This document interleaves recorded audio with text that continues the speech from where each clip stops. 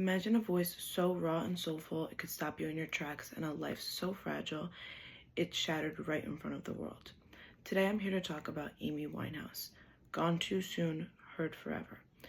Her story is not just one of talent, but of vulnerability, addiction, and the cost of being in the spotlight like herself. Remembering her helps us reflect on mental health, compassion, and the power of music. I'm here to talk to you about it today because when I was growing up, I would listen to Amy Winehouse all the time. And then I remember when she died, my parents told me that she died from overdose. And at the time, I had no idea what that meant. And it really sparked a lot of thinking for me at a young age. And it was the first moment that I had really heard about the reality behind being in the spotlight like that and drug addiction. Her legacy lives on through her unique voice, her unapologetically being herself, and the tragic lessons that her life teaches us about fame and mental health. So today we're going to look at her musical genius that she was able to win over the hearts of so many people with, her fearless identity, and the heartbreaking impact of her struggles with addiction and fame. So for my first point about her musical genius captivating the world, her voice was unlike anything that our generation had heard at the time. Influenced by jazz, soul, and Motown, her sound was extremely unique for the time.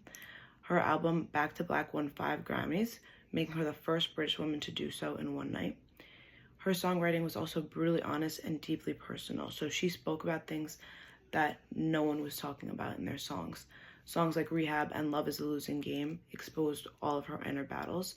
Her lyrics resonated with so many different people because it was so messy and raw, which is what people wanted to hear.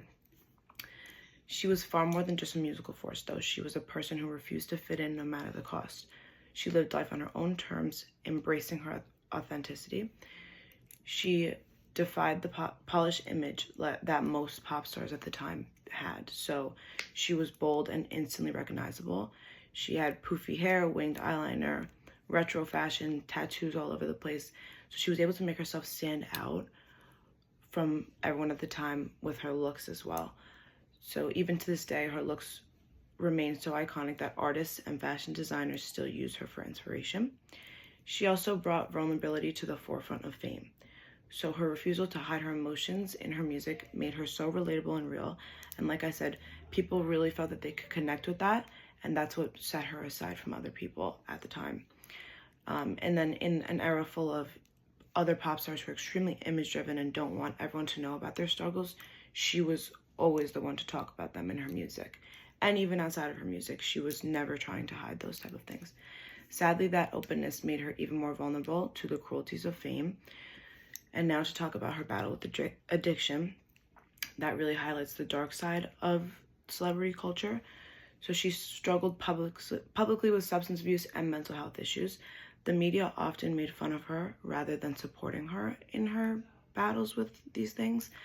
And they would feed off her breakdowns, missing the humanity behind the headlines. So she had so much fame and people heard these things about her, and rather than doing something about it, they almost made fun of it. Her story is a cautionary tale about society's treatment of troubled artists like herself. She was failed by the industry that profited so much off of her pain.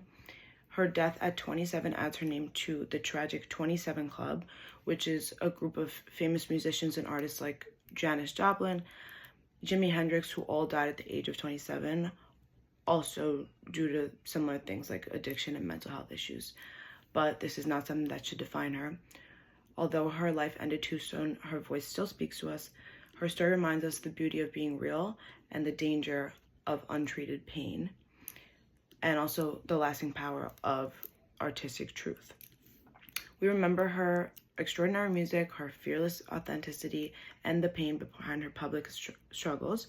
In a world that often values perfection over brutal honesty, Amy's life reminds us to listen more closely, not just to the music, but to the people who are writing the music, because this is something that could happen to anybody, and it's something that should have been taken more seriously.